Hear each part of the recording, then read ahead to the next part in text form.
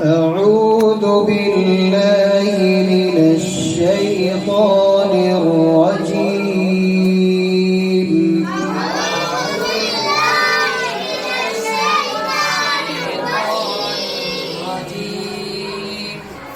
بسم الله الرحمن الرحيم.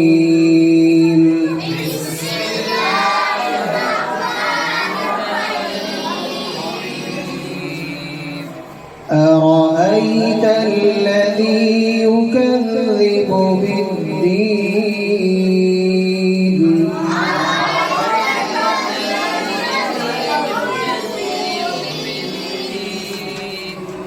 فذلك الذي يدع اليتيم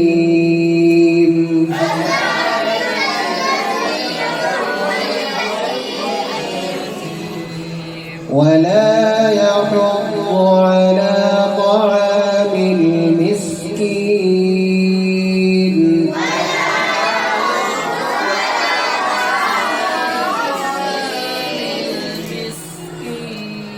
فويل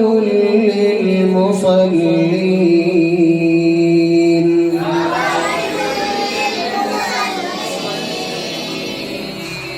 الذين هم عن صلاتهم ساهون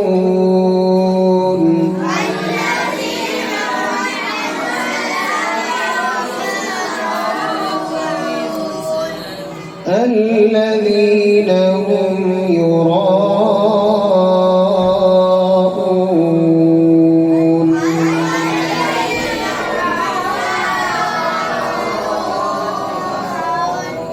ويمنعون